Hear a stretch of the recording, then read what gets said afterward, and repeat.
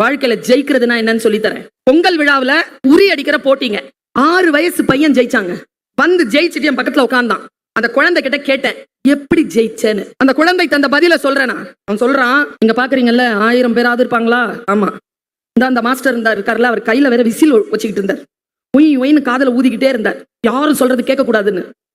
அப்புறமா காதுல தப்பு தப்பா வழி சொல்லிட்டு இருந்தார், லெப்ட்ல போ ரைட்ல போன்னு. எல்லாரும் கத்திட்டு இருந்தாங்க. அந்த 1000 பேருக்கு நடுவில் ஒரு குரலை நான் அடையாளம் கண்டு கொண்டேன். அது என் அம்மாவின் குரல். நான் என்ன பண்ணேன் தெரியுமா? என் கண்ணு மூடி இருந்தாங்கல்ல, அதுக்குள்ள இருந்த என் கண்ணை மூடிக்கிட்டேன். 1000 பேர் சத்தம் போடுற நடுவுல, ராஜா லெப்ட்ல போ, ரைட்ல கொஞ்சம் வா, கொஞ்சம் ஒரு அடி முன்னால வை, இன்னும் கொஞ்சம் அரை அடி வை, கைய நல்லா ஓங்கு, ஓங்கிட்டு அப்படியே நில்லு, ஒரு நிமிஷம் அப்படியே நில்லு, அடிச்சிராத, ஓங்கிராத, அடிச்சிராத, கொஞ்சம் பின்னால போ. அது ஆடிக்கிட்டு இருக்கு உரி. கொஞ்சம் பின்னால போ. பின்னால போறான். கரெக்டா வரும்போது அம்மா சொன்னாங்க, கைய உயர்த்துடா.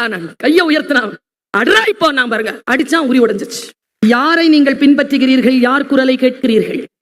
அந்த குரலை கேட்கின்ற பொழுது 1008 டிஸ்ட்ராக்ஷன் வரும். அந்த டிஸ்ட்ராக்ஷன் எல்லாத்தையும் உதிர்த்துட்டு நீங்க போகணும்னு சொன்னா, இந்த டீச்சரா ஒரு அம்மாவா உங்களுக்கு சொல்லித்தர, இந்த பிசாசை நிறைய பயன்படுத்தாதீங்க.